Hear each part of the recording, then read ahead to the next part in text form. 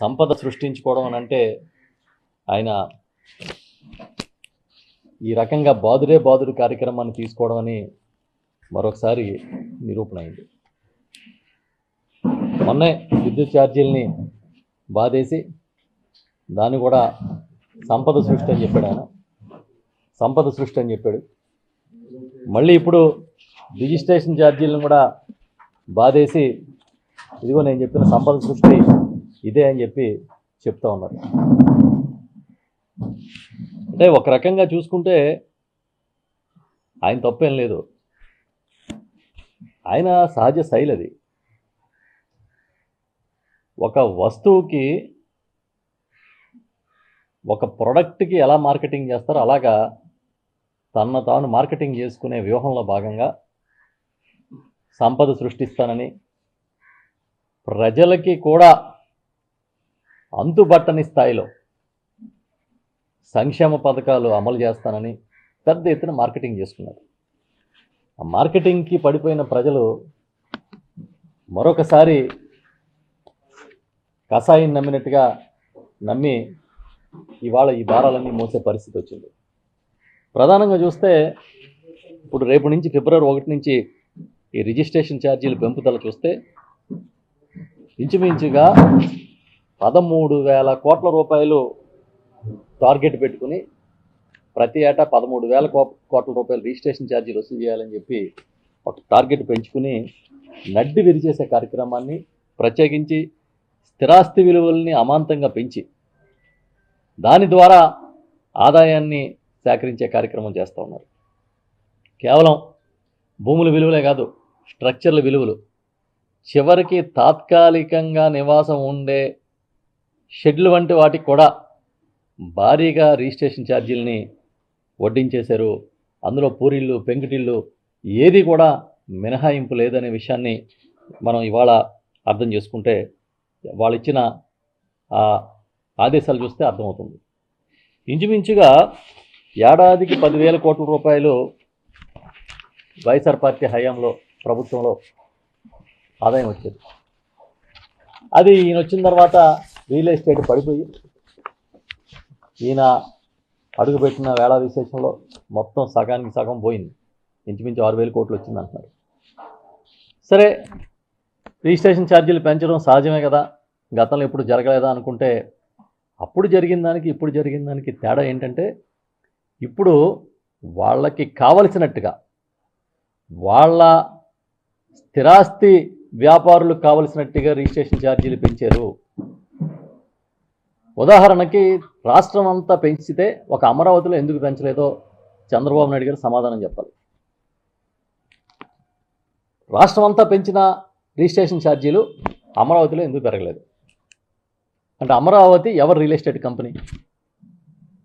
ఎవరికి మేలు చేద్దామని మీరు అక్కడ ఛార్జీలు పెంచలేదు అంటే, అమరావతిలో ఛార్జీలు భూముల ధరలు పెంచితే మార్కెట్ విలువ కన్నా తక్కువ ఉన్నప్పటికీ అంత పెద్ద వైట్ అమౌంట్ పెట్టి కొనేవాళ్ళు తగ్గిపోతే మీ మార్కెట్ పడిపోద్దనే కదా మీరు పెంచండి.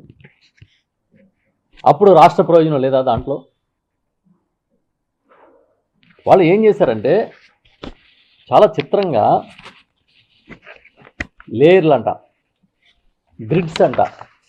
గతంలో ఏంటంటే ఒక ప్రాంతమో ఒక గ్రామమో తీసుకుంటే ఆ గ్రామంలో ఉన్న ఆ ప్రాంతంలో ఉన్న మ్యాపింగ్ చేసిన ప్రాంతం అంతా కూడా ఒకే రకమైన పెంపుదల ఉండేది. ఇవాళ అలా కాదు. రోడ్డు పక్కన ఉంటే ఒక రేటు, రోడ్డు లోపలికి ఉంటే ఒక రేటు, మన వాళ్ళు మనకు కావాల్సిన వాళ్ళు ఉంటే ఒక రేటు, మనకు అక్కర్లేనివాడు ఉంటే పగవాడు ఉంటే ఒక రేటు. ఈ రకంగా కేటగిరైజేషన్ చేశారు. ఎస్, దీనికి ఖచ్చితంగా చెప్తున్నాం, అమరావతి పెంపుదల, అమరావతిలో మీకు భూముల ధరలు పెంచకపోవడం అనేది డెఫినెట్గా దీనిలో భాగమే. మీకు ఇష్టం వచ్చిన వాళ్ళకి పెంచుకున్నారు, ఇష్టం లేని వాళ్ళకి పెంచుకున్నారు, ఇష్టం వచ్చిన వాళ్ళకి పెంచలేదనడానికి అదే ఉదాహరణ. ఇంకంతకన్నా ఉదాహరణ ఏంటి? మీ బాధుడు కూడా సెలెక్టెడ్. ఇవాళ మీరు ఎవరిని వదిలేశారు చెప్పండి? సామాన్యుని కూడా వదిలేయకుండా బాధేసి మీకు కావాల్సినట్టుగా మినహాయింపులు ఇచ్చుకుంటూ, మీకు కావాల్సినట్టుగా జీవోలు ఇచ్చుకుంటూ, మీరు పరిపాలన సాగించట్లేదా? గతంలో అర్బన్ ప్రాంతాల్లో ఒకలాగా, రూరల్ ప్రాంతాల్లో ఒకలాగా, ఆల్రెడీ డెవలప్మెంట్ జరుగుతున్న ప్రాంతాల్లో ఒకలాగా, అక్కడున్న మార్కెట్ ధరలు ఎంత ఉన్నదనేది ఒక ఎస్టిమేట్ చేసి శాస్త్రీయంగా దాంట్లో ఇంత పర్సంటేజ్ భూములు ధరలు పెంచాలని ఓ నిర్ణయం ఉండేది. ఇవాళ అదేం లేదు. మీ ఇష్టానుసారం మీరు పెంచుకుంటూ, మీ ఇష్టానుసారం మీరు క్లాసిఫికేషన్ చేసుకుంటూ, కేటగిరైజేషన్ చేసుకుంటూ ఇవాళ రేపటి నుంచి పెద్ద ఎత్తున భారాన్ని మోపారు.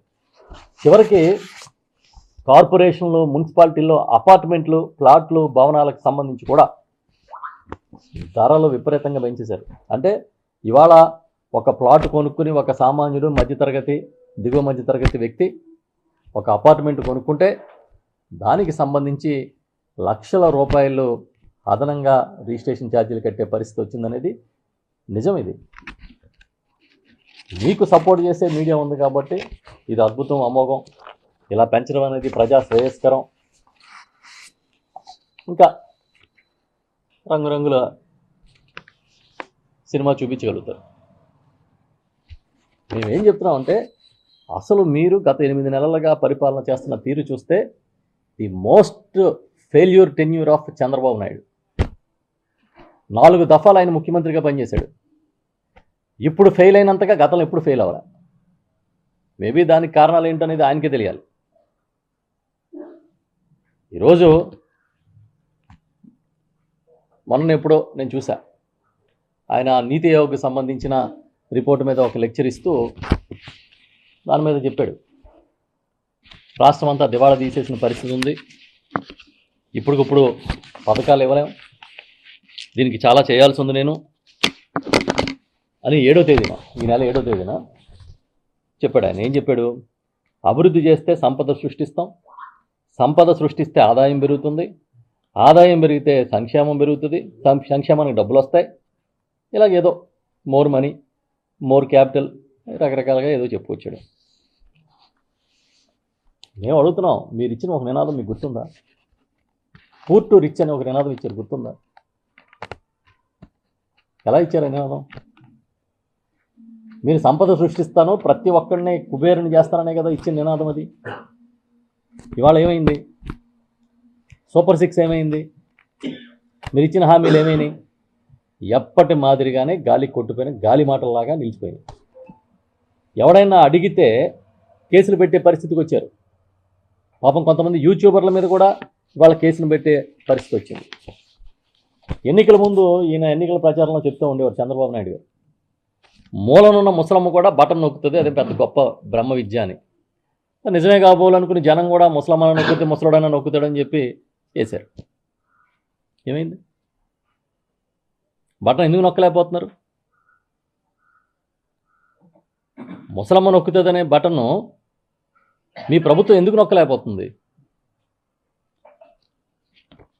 ఆ రోజే జగన్మోహన్ రెడ్డి గారు చాలా స్పష్టంగా చెప్పారు, చంద్రబాబు నాయుడు గారు ఇచ్చిన హామీల్ని అమలు చేయాలంటే ఏడాదికి 1,65,000 కోట్లు కావాలి. నేను ఇవాళ ఇచ్చే పథకాలే 70,000 కోట్ల రూపాయలు అవుతోంది. ఇంతకు మించి ఇచ్చే అవకాశం ఈ రాష్ట్ర ఖజానాకి లేదు. కాబట్టి నేను అబద్ధాలు చెప్పలేను, ఆయనలాగా మోసం చెయ్యను.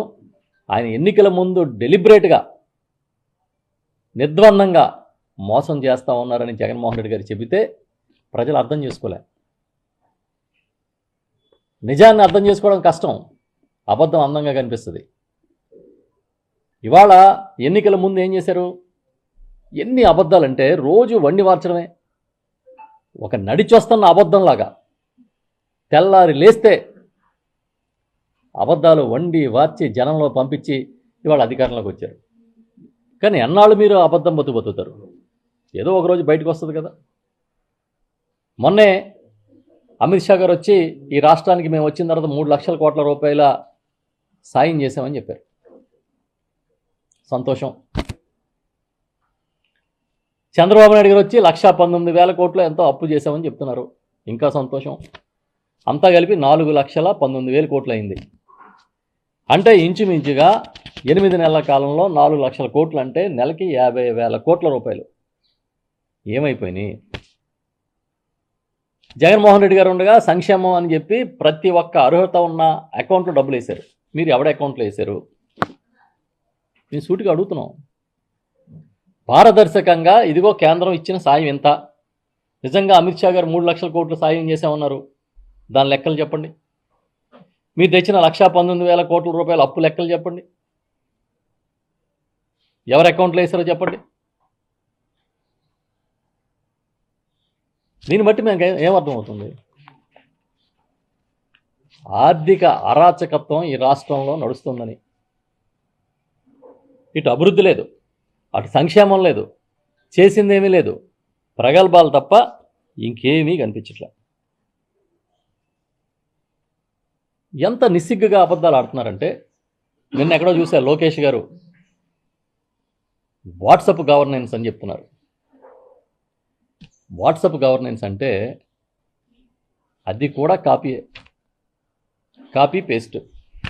జగన్మోహన్ రెడ్డి గారు ముఖ్యమంత్రిగా ఉండగా ఇదే విధంగా వాట్సాప్లో గవర్నెన్స్ చేసే కార్యక్రమాన్ని తీసుకొచ్చారు. సచివాలయాల నెంబర్లు ఇచ్చి ఆ వాట్సాప్లో మనం పెడితే ఆ సేవలు ఇంటికి అందించే కార్యక్రమాన్ని చేయలేదా?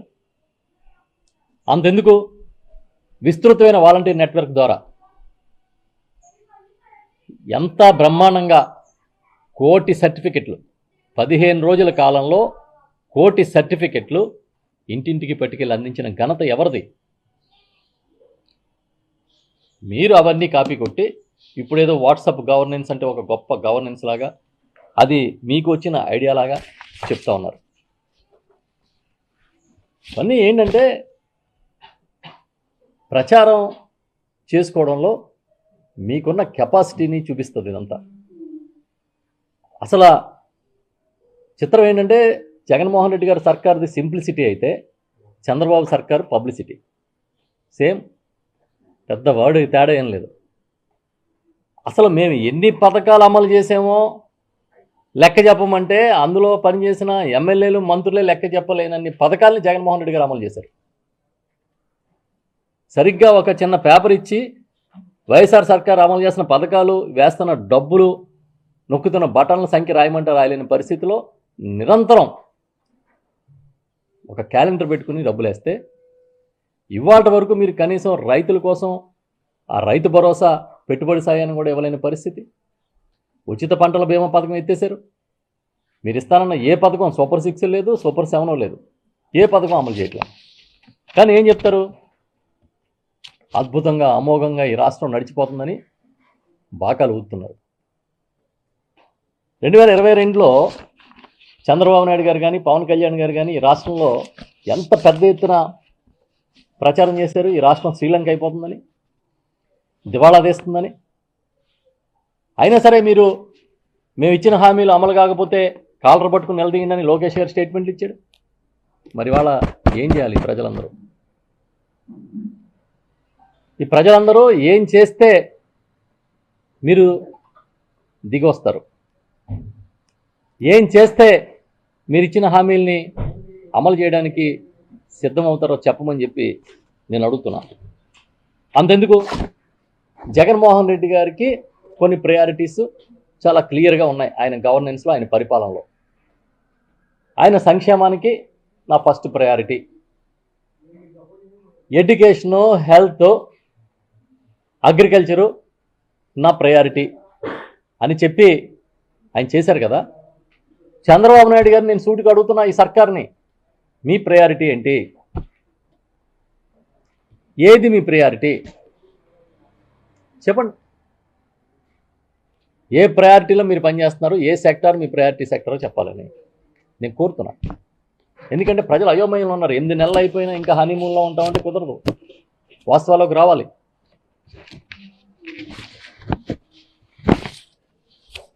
ఎన్నికల హామీలు గాలి కొట్టిపోయినాయి. ఇంకా చిత్రంగా ఏంటంటే, చాలా కీలకంగా దావోస్, అసలు దావోస్కి వెళ్ళడం అనేది ఒక అద్భుతమైన ఘట్టంగా చిత్రీకరించి, చలిలో వణుకుతూ దావోస్ వెళ్ళి ప్రజల కోసం పెట్టుబడులు తీసుకొస్తున్నారని పెద్ద ఎత్తున ప్రచారం చేసుకుని ఇవాళ ఒక్క ఎంఓఈ చేసుకోకుండా వెనక్కి వచ్చారు కదా. దీనికి ఏం సమాధానం చెప్తున్నారు? దావోస్ ఏం గొప్ప కాదు, అక్కడ ఎంఓఏలు చేసుకోవడం అంతకన్నా గొప్ప కాదని మీరు మాట్లాడుతూ ఉన్నారు.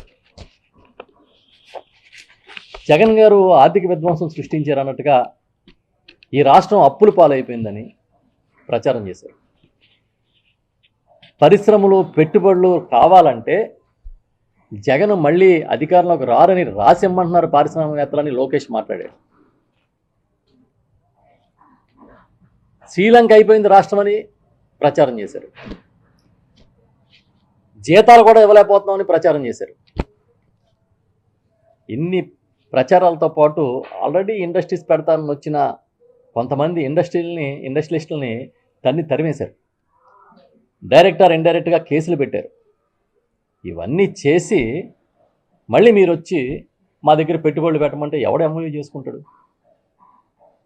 మీరేమనుకున్నారంటే జగన్మోహన్ రెడ్డి గారిని ఒక వ్యక్తిగా లేకపోతే ఆయన ప్రభుత్వాన్ని కించపరుస్తున్నాం, వారిని దిగజారే విధంగా చేస్తున్నాము, వాళ్ళ ఇమేజ్ని దెబ్బతీస్తున్నాం అనుకున్నారు. కానీ మీరు దెబ్బతీసింది ఆంధ్రప్రదేశ్ ఇమేజ్ని, మీరు దెబ్బతీసింది ఈ ఏపీ ఇమేజ్ని, ఏపీ బ్రాండ్ని మీరు దెబ్బతీశారు. మీరు ఏపీ బ్రాండ్ని మీ రాజకీయం కోసం ఆంధ్రప్రదేశ్ అనే ఒక రాష్ట్రాన్ని మీరు దెబ్బతీయడం వల్ల ఈ పరిస్థితి.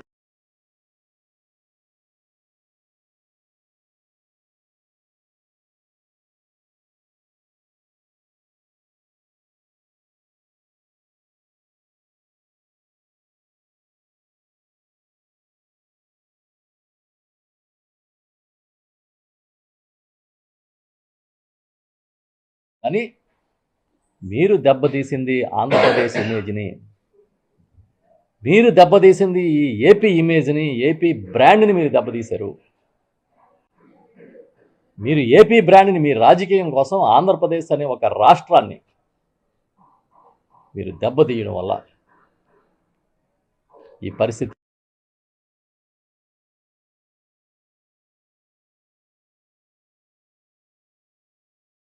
పెట్టుబడులు పెట్టే పరిస్థితి లేదు. ఉన్నవాళ్లే తరిమేసే పరిస్థితి ఉంటే ఎవడైనా ఏదైనా ఒక ప్రాంతంలో ఇండస్ట్రీ పెడదామని భూముల కోసం సర్వే చేసుకుంటేనే గద్దల్లాగా కాకుల్లాగా వాలిపోతూ ఉంటే ఎవడొస్తారు ఇండస్ట్రీ కోసం? ఆల్రెడీ మన తీర ప్రాంతం ఆ వనరుల్ని వినియోగించుకోవాలనే ఉద్దేశంతో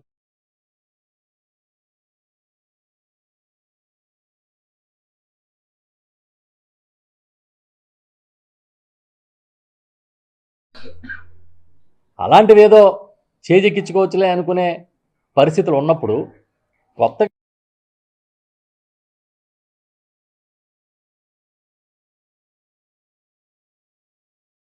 ఆంధ్రప్రదేశ్ బ్రాండ్ని ఇది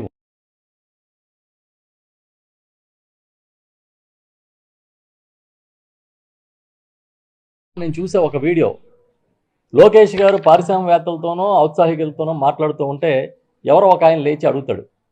దానికి ఈయన సమాధానం చెప్తాడు, రెడ్ బుక్ని ఏం పక్కన పెట్టలేదు, రెడ్ బుక్ అమలు చేస్తామని చెప్తున్నాడు. అసలు రెడ్ బుక్ అమలు చేయడం ఏంటి? అదే పెద్ద రాజ్యాంగమా?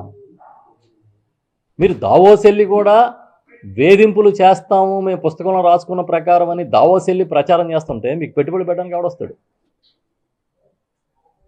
ఈ రాష్ట్రంలో మీరు శాంతి భద్రతలు లేవని నిరూపిస్తూ ఉంటే ఎవడొస్తాడు పెట్టుబడులు పెట్టడానికి?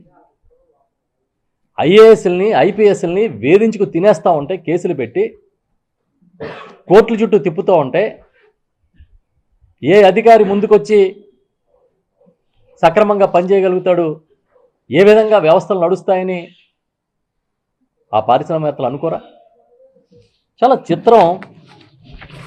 ఇవాళ పొద్దునే ఒక వార్త చూశాను నేను పత్రికల్లో.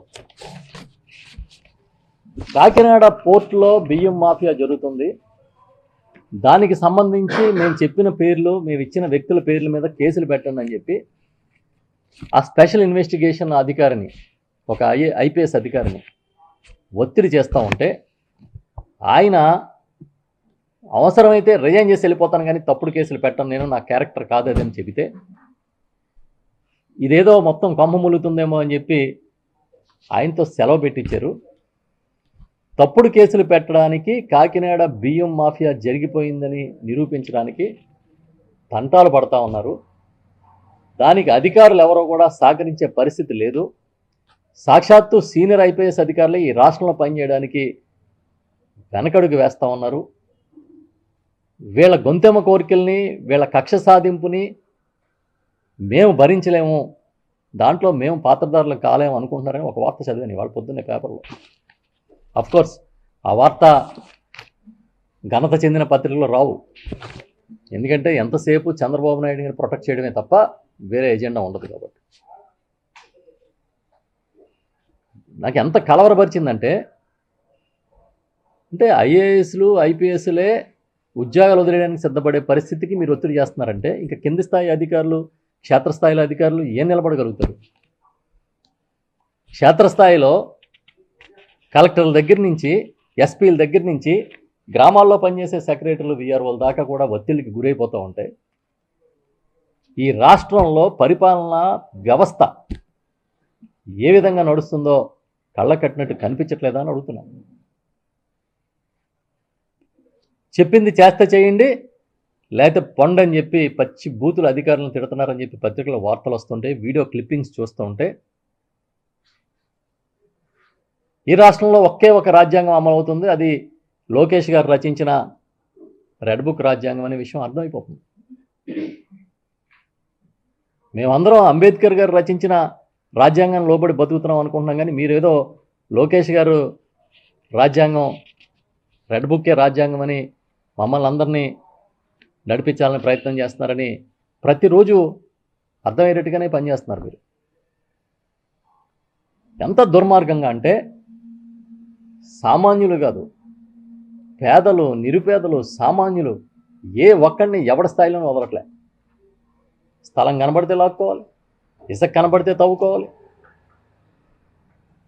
చివరికి వాళ్ళ సొంత పార్టీ కార్యకర్తలే వాళ్ళ ఆస్తులను కాపాడుకోవడానికి రోడ్డు మీదకి వచ్చి గగ్గోలు పెడుతున్న పరిస్థితి ఉంది. అందుకే మేము చెప్తున్నాం, 8 నెలల్లోనే ఈ రాష్ట్రంలో వంచనకి, విశ్వసనీయతకి మధ్య తేడా ఎలా ఉంటుందనేది ప్రజలు అర్థం చేసుకోగలిగారు. చెప్పింది చెప్పినట్టు విశ్వసనీయత నిలబెట్టుకున్న జగన్మోహన్ రెడ్డి గారు ఎక్కడా? వంచనే ఇంటి పేరుగా మార్చుకున్న చంద్రబాబు నాయుడు గారి పరిస్థితి ఎక్కడా అని వాళ్ళ ప్రజలందరూ కూడా మాట్లాడుకుంటూ ఉన్నారు. నువ్వు హామీలు నెరవేర్చలేకపోతే ఎందుకు ఇచ్చావయ్యా అని అడుగుతున్నారు పబ్లిక్గా వచ్చి. ఏడాది తిరక్కముందే అసలు 70mm సినిమా చూపిస్తున్నారు. నెత్తి నోరు కొట్టుకుంటున్నారు గ్రామాల్లోకి వెళ్తే, ఎందుకు ఈ పరిస్థితిలో మేము చేసామని. ఇప్పుడు మేమేం చేయక్కలే, ప్రతిపక్షంగా 4 రోజులు పోతే లోకేష్ గారు ఇచ్చిన పిలుపు మేరకి చొక్కాలు పట్టుకుని పనిచేసే పరిస్థితి వాళ్ళే తెచ్చుకుంటారు. ఆయనకి క్లియర్ ప్రయారిటీస్ అంట. 1 అమరావతి, 2 పోలవరాన్ని ఏటీఎంగా చంద్రబాబు నాయుడు మార్చుకున్నారని గతంలోనే మోడీ గారు ఇచ్చిన సర్టిఫికెట్ ఉంది కనుక పోలవరం, స్పెషల్ ప్యాకేజీ వచ్చిందని రివైవల్ కోసం విశాఖ ఉక్కు, ఈ 3 నా ప్రయారిటీ అని చెప్పాడు ఆయన. అసలు మీరు ఏ స్థాయికి అబద్ధాలు ఆడారో ఒక్కసారి గుర్తు చేసుకోమని అడుగుతున్నా. ఎలాంటి మాయ మాటలు చెప్పారో ఒకసారి గుర్తు చేసుకోమని అడుగుతున్నా. ఓట్ల కోసం ఎంత దిగజారి ప్రచారం చేశారో గుర్తు చేసుకోమని అడుగుతున్నా. ఎన్నాళ్ళు ఈ విధంగా ఈ రాష్ట్రాన్ని అయోమయంలో నెట్టేసి మీరు మాత్రమే బాగుండాలనుకుంటారా అని ప్రజలు అర్థం చేసుకోవట్లేదా?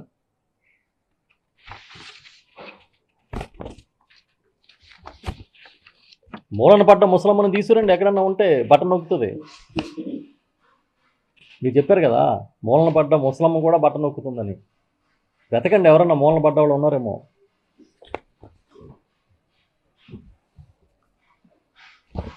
కర్నూలులో హైకోర్టు బెంచ్ ఏర్పాటు చేసినట్టుగా ఇవాళ పత్రికలో చూశాం. 3 రాజధానులు ఏర్పాటు చేస్తాం, కర్నూలులో న్యాయ రాజధానిని ఏర్పాటు చేస్తామని జగన్మోహన్ రెడ్డి గారు చెబితే, ఆ రోజు వైఎస్ఆర్ సర్కార్ చెప్తే, న్యాయ రాజధాని క్యాపిటల్ వస్తే, జ్యుడిషియల్ క్యాపిటల్ వస్తే ఏమొస్తుంది? 4 జిరాక్స్ షాపులు వస్తాయని మాట్లాడారు. మరి ఇవాళ హైకోర్టు బెంచ్ పెడితే ఏమొస్తుంది? అక్కడ 4 నోట్ల ముద్రణ సెంటర్లు వస్తాయండి. అక్కడేమన్నా పచ్చ నోట్లు ముద్రించే సెంటర్లు వస్తాయా?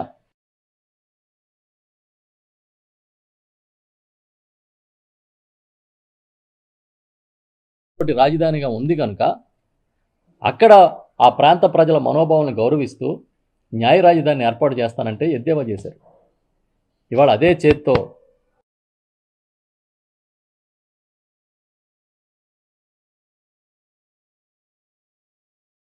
శీర్షికల్లో మీరే వేస్తున్నారు. జగన్ గారు చేస్తేనేమో తప్పు, మీరు చేస్తేనేమో అది అతి గొప్ప కార్యక్రమం. నేను అడుగుతాను, న్యాయ రాజధాని ఏర్పాటుని వ్యతిరేకించారు, బెంచ్ని మీరు పెట్టడం వల్ల మీకు ఆ ప్రాంతానికి మీరు చెప్పినట్టుగా 4 జిరాక్స్ షాపులే వస్తాయి, ఇంకేమన్నా వస్తాయా? ప్రజల మనోభావాల్ని, భావోద్వేగాల్ని అర్థం చేసుకోకుండా ఇప్పటికీ 4 సార్లు, 4వసారి ముఖ్యమంత్రిగా చంద్రబాబు నాయుడు గారు పరిపాలన ఇస్తున్నారంటే ఇంకేం చెప్పాలి మనం? స్టీల్ ప్లాంట్ ప్రైవేటీకరణ, ఇవాళ పత్రికలో చాలా చిత్రమైన వార్త చూశాను. కుమారస్వామి గారు సెంట్రల్ మినిస్టర్ గారు చెప్పారు, ఇవాళ ప్రైవేటీకరణ మేము ఆపేస్తున్నామంటే లోకేష్ గారి ప్రయత్నాలు, ఒత్తిడి అని. ఎలా లేపుతున్నారంటే జాకీలేసి. చంద్రబాబు ప్రయత్నం ఏం లేదంట దాంట్లో, చంద్రబాబు నాయుడు గారి ఒత్తిడి ఏం లేదంట. లోకేష్ గారి ప్రయత్నాలు, లోకేష్ గారి ఒత్తిడి వల్ల కేంద్రం నిర్ణయం తీసుకుందని కుమారస్వామి గారితో మాట్లాడిచ్చే స్థితికి ప్రచారం చేస్తున్నారు. తప్పేం లేదు, లేపండి, ఎంత లేపుతారో. మీ జాకీలే కదా అవన్నీ. ఆ జాకీలన్నీ ఎవరి?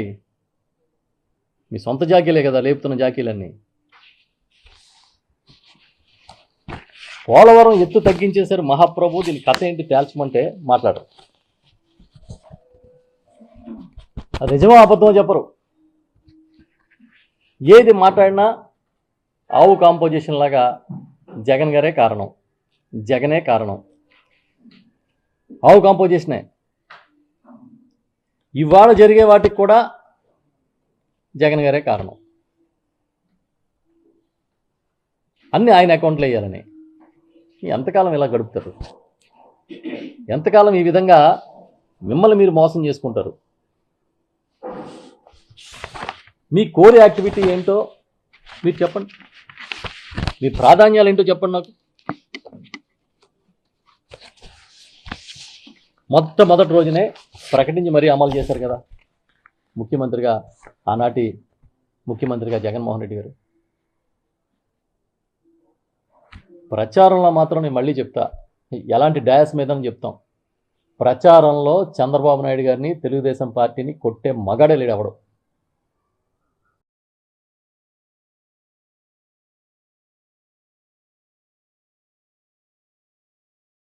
రాష్ట్రంలో స్కూల్స్ ఎప్పుడు బాగుపడినాయి, ఎవరి హయాంలో బాగుపడినాయి అని చిన్న పిల్లోడిని గ్రామాల్లోకి వెళ్ళి అడిగితే కూడా జగన్ గారి వైపు చేయి పెట్టి చూపిస్తారు. ఈయన వల్లనే మా స్కూళ్ళు బాగుపడినాయి అని, ఈయన వల్లనే ఈ రాష్ట్రంలో ప్రభుత్వ విద్యా వ్యవస్థ బాగుపడిందని చెప్తారు. కానీ మొన్న ఒక నివేదిక వచ్చిందంట, అసర్ నివేదిక సర్వే. దాంట్లో జగన్ గారు వచ్చిన తర్వాత విద్యారంగం స్థాయి పడిపోయిందని, స్కూల్స్లో బాత్రూమ్లు కూడా లేవని, స్కూల్స్లో ఎలాంటి ఫెసిలిటీస్ లేవని నివేదిక ఇచ్చిందని వీళ్ళు ప్రచారం చేస్తున్నారు. చంద్రబాబు గారు 2018-19 నాటికి, జగన్మోహన్ రెడ్డి గారు చివరి పరిపాలనా సంవత్సరం 2024 నాటికి స్కూల్స్ బాగుపడినాయా లేదా మీరు రండి, గ్రామాల్లో చూద్దాం, కలిసి చూద్దాం, తిరుగుదాం. మీ ఇష్టం వచ్చిన వాళ్ళు తీసుకెళ్ళండి. ఆ డెవలప్మెంట్ ఏం కనిపించట్లేదా? అసలు ఈ స్కూల్స్ బాగు కోసం పరితపించింది ఎవరు? మేమైతే చెప్తున్నా, అవసరానికి మించి సమయాన్ని పెట్టారు. అసలు ఎంత దాని మీద ఒక కసిగా మనసు పెట్టి జగన్మోహన్ రెడ్డి గారు స్కూల్స్ని అభివృద్ధి చేశారు అని అంటే, పిల్లల మెనూ దగ్గర నుంచి వాళ్ళ వాడే బ్యాగుల దాకా ముఖ్యమంత్రిగా స్వయంగా కూర్చుని నాణ్యతని కూడా ఫైనలైజ్ చేసి, నాకు బాగా గుర్తు, ఒక సమావేశంలో ముందు 1 సంవత్సరం పాటు ఇచ్చిన పిల్లల బ్యాగులు వేసుకుంటే బరువుగా ఉంటుంది అని అంటే, నెక్స్ట్ ఇయర్ వచ్చేటప్పటికి ఇక్కడ బ్యాగ్కి భుజానికి నొప్పి రాకుండా పిల్లలకి స్పాంజ్ కూడా పెట్టించాలని సీఎం గారు చెప్పిన మీటింగ్లో నేనున్నా ఆ రోజు. అంత ప్రేమగా సొంత బిడ్డల్లాగా, సొంత మేనమామ తమ ఇంటి బిడ్డల్ని ఏ విధంగా చూస్తారో అంత బాగా ఆయన చేస్తే ఏమీ జరగలేదంట. అంటే అంతకుముందు రోజుకొక మెనూ పెట్టారా? సిబిఎస్ఈ తీసుకొచ్చారా? ఐబీ తీసుకొచ్చారా? ఇంగ్లీష్ మీడియం పెట్టారా? సబ్జెక్ట్ టీచర్ల కాన్సెప్ట్ ఉందా? ట్యాబులు ఇచ్చారా? ఇంటరాక్టివ్ ప్యానెల్స్ ఇచ్చారా? స్మార్ట్ టీవీలు, ఇంటర్నెట్ కనెక్షన్ ఉన్నాయా? తాగునీళ్ళు ఉన్నాయా? ఆర్ఓ ప్లాంట్ ఉందా? టాయిలెట్స్ ఉన్నాయా? బాయ్స్కి గర్ల్స్కి వేరువేరు టాయిలెట్స్ ఉన్నాయా? అసలు మౌలిక వసతులు కనీసం కరెంటు లేకుండా, ఫ్యాన్ లేకుండా ఉన్న స్కూల్స్ని బాగు చేశారా లేదా? ఈ ప్రశ్నలకి సమాధానాలు చంద్రబాబు నాయుడు గారు, లోకేష్ గారు కాదు చెప్పాల్సింది. గ్రామాల్లోకి వెళ్తే ప్రజలు చెప్తారు, ఆ పిల్లల తల్లిదండ్రులు చెప్తారు. నాడు నేడు కింద మౌలిక వసతుల కల్పనకి వేల కోట్ల రూపాయలు ఖర్చు పెట్టి అత్యద్భుతంగా దేశంలోనే ఒక మార్కు ఉండే విధంగా ప్రభుత్వ పాఠశాలని, విద్యని తయారు చేసింది ఎవరు? జగన్మోహన్ రెడ్డి గారు కాదా? 2018 కన్నా స్కూల్స్లోనంట 2024కి తాగునీటి సౌకర్యాలు తగ్గిపోయినాయంట, టాయిలెట్స్ తగ్గిపోయినాయంట, బాలికల కోసం ప్రత్యేక మరుగుదొడ్లు కట్టలేదంట. ఇంతకన్నా తప్పులు తడకగా రిపోర్ట్లు ఎక్కడైనా ఉంటాయా? స్కూల్స్లో పనిచేసే మహిళా ఉపాధ్యాయులు కూడా టాయిలెట్స్ లేని పరిస్థితిలో మీరు ప్రభుత్వ పాఠశాలను వదిలేసి 4 సార్లు ముఖ్యమంత్రిగా చేసిన నాయకుడు కనీసం మినిమం శ్రద్ధ పెట్టకపోతే వాటిని ఒక లెవెల్కి తీసుకొచ్చి ప్రభుత్వ పాఠశాలకు గుర్తింపు తీసుకొచ్చి ఎన్రోల్మెంట్ పెరిగేలా చేసి అమ్మఒడిచ్చి మీ పిల్లల్ని బడికి పంపితే 15,000 రూపాయలు నేను ఇస్తానని చెప్పిన ఏ ముఖ్యమంత్రి అయినా ఈ దేశంలో ఉన్నాడా? ఇన్ని చేస్తే విద్యా వ్యవస్థని వైఎస్ఆర్ పార్టీ సర్కారు, జగన్మోహన్ రెడ్డి గారి సర్కారు నాశనం చేశామని మాట్లాడడానికి నోరు ఎలా వస్తుందని అడుగుతున్నాను నేను. అబద్ధాలు ఆడడానికైనా కొంచెం హద్దుపద్దు ఉండాలి. 2023 డిసెంబర్ 1వ తేదీన సెంట్రల్ గవర్నమెంట్ ఒక రిపోర్ట్ ఇచ్చింది. ఆ రిపోర్ట్లో స్వచ్ఛ విద్యాలయ ఇనిషియేటివ్స్ కింద ప్రతి పాఠశాలకి ఆంధ్రప్రదేశ్లో రక్షిత మంచినీరు అందించే కార్యక్రమం చేశారు అని చెప్పి స్పష్టంగా చెప్పింది. 49,293 టాయిలెట్లు కేవలం దీని కింద ఇనిషియేటివ్ కింద చేశారని చెప్పింది. ఇందులో బాలలకి, బాయ్స్కి 83.55% ఉంటే బాలికలకి 96.9% టాయిలెట్స్ విడివిడిగా ఉన్నాయని చెప్పి రిపోర్ట్ ఇచ్చింది. మరి ఈ రిపోర్ట్ ఎవరిచ్చారు? ఎన్డీఏ ప్రభుత్వం. ఎన్డీఏ అంటే ఎవరు? ప్రధాన భాగస్వామి బీజేపీ. బీజేపీ ఎవరు? మీ కూటమిలో ప్రధాన భాగస్వామి, మీ పార్ట్నర్. అది కూడా తప్పేనా? మోడీ గారు ఇచ్చిన రిపోర్ట్ కూడా తప్పే అంటారా? అసలు నా దగ్గర చాలా రిపోర్ట్ ఉంది, నా దగ్గర చూస్తే ఎంత దారుణంగా అబద్ధాలు వచ్చే విధంగా రిపోర్ట్లను కూడా మ్యానిపులేట్ చేస్తున్నారు అనడానికి ఆశ్చర్యంగా ఉంది. అసలు మీరు చేయాల్సిన పనులు వదిలేసి జగన్ గారిని బదనాం చేయడమే టార్గెట్గా పెట్టుకుంటున్నారు తప్ప మంచిని చెప్పలేకపోతే ఎలా? నేను చూశాను పవన్ కళ్యాణ్ గారు ఆ మధ్యన పిఠాపురం వచ్చినప్పుడు ఒక స్కూల్కి వెళ్ళి ఒక వీడియో చూశాను. ఇది గవర్నమెంట్ స్కూలా అని ఆశ్చర్యపోయాడు ఆయన. అవునా కదా? చెప్పండి, మీరే చెప్పండి. అవన్నీ గాలికి పోయి రిపోర్ట్లోకి వచ్చేటప్పటికి మాత్రం గాలి మాటలు రాయిస్తున్నారు. నిజంగా ఏదో పలానా సెక్టార్ పట్టించుకోలేదు అని అంటే అర్థం ఉంది. స్కూల్స్ పట్టించుకోలేదంటారు, ఆసుపత్రులు పట్టించుకోలేదంటారు. ఎందుకు ఇన్ని అబద్ధాలు ఆడుతూ పబ్బం గడుపుకుంటున్నారు? రాజకీయాలకు హుందాతనం వద్దా అని నేను అడుగుతున్నా. ఎన్నికల ముందంటే పచ్చి అబద్ధాలు ఆడేది ఓట్లు రావడం కోసం, అధికారం రావడం కోసం చేశారంటే అర్థం ఉంది. వచ్చిన తర్వాత కూడా ఏంటి కర్మ అంటే ప్రజలు అర్థం చేసుకోలేరనా? ఇది ఎక్కువ కాలం నడవదు. 1 వేలు మీ ఎదరవాళ్ళ వైపు చూపిస్తే 4 వేలు మీ వైపు చూపిస్తాయని అర్థం చేసుకోండి. ఇంకా మీరేదో ఎన్నికల హామీలు అమలు చేస్తారని ఆశ పోయింది ప్రజల్లో. మళ్ళీ ఇప్పుడు కొత్తగా స్టార్ట్ చేశారు వికలాంగుల పెన్షన్లని స్క్రీనింగ్, అవి కూడా తీసేస్తారంట. పెన్షన్లు లేపేసే కార్యక్రమం మొదలెట్టారు. ముందు వికలాంగులు, తర్వాత వితంతులు, తర్వాత ఒంటరి మహిళలు, ఏదో లిస్టులు వచ్చినాయని చెప్తున్నారు ఆఫీసర్లు. ఎప్పుడైనా సరే 10 మందికి అర్హత ఉన్న వాళ్ళకి పలానా పథకం ఇచ్చామని చెప్పడం లేదు. ఆ సచివాలయ వ్యవస్థని జగన్మోహన్ రెడ్డి గారు తీసుకొస్తే మాకు పని భారం ఎక్కువైపోయి ప్రభుత్వ ఉద్యోగం ఇచ్చారు జగన్ గారు అని ఆ భావన కన్నా మాకు పని భారం ఎక్కువైపోయిందని ఫీల్ అయ్యారు పాపం. ఇప్పుడు ఏమైంది? ఇంటింటికి వెళ్ళి పెన్షన్లు ఇమ్మంటున్నాడు తెల్లవారుజామున. అదే జగన్ గారికి చంద్రబాబు నాయుడు గారికి ఉన్న తేడా. ఫీజు రియంబర్స్మెంట్, ఆ పదం గుర్తొస్తేనే వైఎస్ఆర్ గుర్తొస్తారు. కాలేజీల్లో ఫీజు రియంబర్స్మెంట్ 100% ఇచ్చే విధంగా ఒక సిస్టమ్ తీసుకొచ్చి, అది కూడా తల్లిదండ్రుల అకౌంట్లో, తల్లుల అకౌంట్లో డబ్బులు వేసి జగన్ గారు ఏ విడతకు ఆ విడత వచ్చే విధంగా చేస్తే ఆ కార్యక్రమాన్ని వచ్చిన 8 నెలల్లో మంగళం పాడించేశారు. పాడించేసి ఇవాళకి ఫీజులు వేయలే. కాలేజీల్లో మాకు డబ్బులు రాలేదు, మీరు కడతారా, హాల్ టికెట్లు ఇస్తాం, లేకపోతే మీరు కడతారా, లేదా మీరు బాండ్లు రాసిస్తారనే పరిస్థితి చాలా స్కూల్స్లో, చాలా కాలేజీల్లో ఉంది. అందుకే రేపు 5వ తేదీన ఫీజు పోరు కార్యక్రమం, వైఎస్ఆర్ పార్టీ ఫీజు పోరు కార్యక్రమాన్ని చేస్తూ ఉన్నాము. ప్రభుత్వ బాధ్యతని ప్రతిపక్షంగా గుర్తు చేసి ఒత్తిడి చేయడానికి ఫీజు పోరు అనేది చేస్తున్నాం. రేపు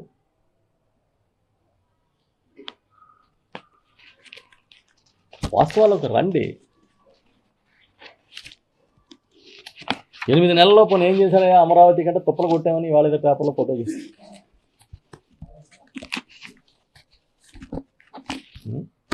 ఏం చేయాలి? అసలు భుజకీర్తులు తగిలిచ్చేవాడు మనోడైతే అసలు ఎంత సమ్మగా ఉంటుంది. పొద్దున్న లేచి ఆ కీర్తనలు, సంకీర్తనలు, సుప్రభాతాలు అసలు వాళ్ళ గురించి లేపుతున్న, జాకీలేసి లేపుతున్నట్టుగా ఆ పేపర్లో చదువుతుంటే ఇంకా వాళ్ళు ఎందుకు పనిచేస్తారు? అతికారమం చేసి పిల్లల్ని పాడు చేసినట్టుగా ఈ మీడియా ఉంది కదా, ఎల్లో మీడియా. వీళ్ళ రోజు అసలు ఆడు ఏమి చేయకపోయినా సూపర్ డూపర్ అంటుంటే ఇంకా వాళ్ళేం పని చేస్తారు? పలానా పథకం నువ్వు ఎందుకు ఇవ్వలేదా అని అడిగే పరిస్థితి లేదు. పలానా కార్యక్రమం నువ్వు ఎందుకు చేయట్లేదని అడిగే పరిస్థితి లేదు. ఎక్కడేది జరిగినా కూడా జగన్ జగన్ జగన్. మేము ముందు నుంచి చెప్తున్నాం, ఈయన వస్తే బాధుడే ఆయన ఎజెండాగా ఉంటుందని.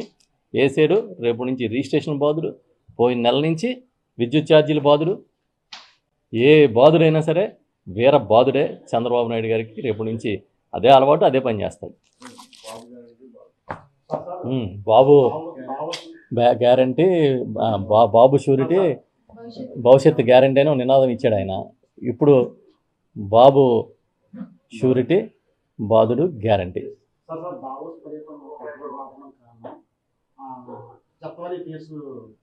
నేను చెప్పింది ఏంటంటే ఏపీ బ్రాండ్ ఇమేజ్ని దెబ్బతీశారు. వచ్చిన పారిశ్రామికవేత్తలని తరివేసే పరిస్థితి తీసుకొచ్చారు. మీరు తెల్లారు లేచి మా రాష్ట్రం దివాళా తీసింది, మేము జీతాలు ఇచ్చే పరిస్థితిలో లేము, జగన్మోహన్ రెడ్డి గారిని చూసి పరిశ్రమలు పెట్టడానికి భయపడుతున్నారని మీరే ప్రచారం చేస్తూ ఉంటే 5 ఏళ్ళు మీరు అధికారంలో ఉంటారు, జగన్ గారిని చూసి భయపడడం ఏంటి? పైగా సంఖలో రెడ్ బుక్ పట్టు తిరుగుతున్నారు. మీరే పెద్ద బాహుబలి అని కదా మీ లెక్క. మరి వెళ్ళి మీరు తప్పుడుగా జగన్ గారిని దెబ్బతీస్తానని తప్పుడు ప్రచారం చేస్తే బ్రాండ్ ఇమేజ్, రాష్ట్రం బ్రాండ్ ఇమేజ్ పోకపోతే ఏమవుద్ది? ఇవాళ స్టేట్ బ్రాండ్ ఇమేజ్ని మీరు దెబ్బతీస్తేనే ఒక్క ఎంఓయూ అవ్వలేదు అక్కడ. పక్కనున్న రేవంత్ రెడ్డి గారు చేసుకున్నాడు ఈయన శిష్యుడు. ఆ పక్కనున్న మహారాష్ట్ర ఆయన చేశారు. అన్ని రాష్ట్రాలకు ఎంఓయూలు అయినాయి. మీకెందుకు అవ్వలేదు అంటే ఎవడు చెప్పాడు మీకు ఎంఓయూలు చేసుకోవాలి, అక్కడికి వెళ్తే అదేమన్నా రూలా అని అడుగుతున్నారు. పక్కన ఒరిస్సాకు వచ్చినాయి. అదే పెద్ద రూలా? దావోస్ వెళ్తే ఎంఓయూలు చేసుకోవాలని ఏమైనా ఉందా చట్టం అని చెప్తుంటే మనం ఏం చేస్తాం? చంద్రబాబు నాయుడు గారు చాలా బలవంతుడు. ఆయనకున్న ప్రచార శక్తి చాలా బలమైంది కాబట్టి ఆయన చెప్తుంటే మనం వినాలి. Okay, every Saturday no bags day అనేది జగన్మోహన్ రెడ్డి గారే స్టార్ట్ చేశారు. మళ్ళీ ఇప్పుడు నిన్నటి నుంచి లోకేష్ గారు మళ్ళీ స్టార్ట్ చేశాడు. ఆయన అంటే ఏంటంటే copy paste, WhatsApp governance copy paste, bag copy paste అంతే. వాళ్ళ పేస్ట్లు అలా చేస్తూనే ఉంటారు. ఎందుకంటే కొత్తగా చేయడానికి ఏముంది, ఇంకా చేయగలిగిన సంక్షేమం చేయగలిగినవన్నీ చేశాడు జగన్ గారు. అసలు ఆయన మేనిఫెస్టోలో ఇచ్చిన హామీలు కాకుండా ఇవ్వని హామీలనే చాలా హామీలు నెరవేర్చారు. ఈయన ఇచ్చిన హామీలని అమలు చేయండి అంటేనే అలవి కావట్లేదు.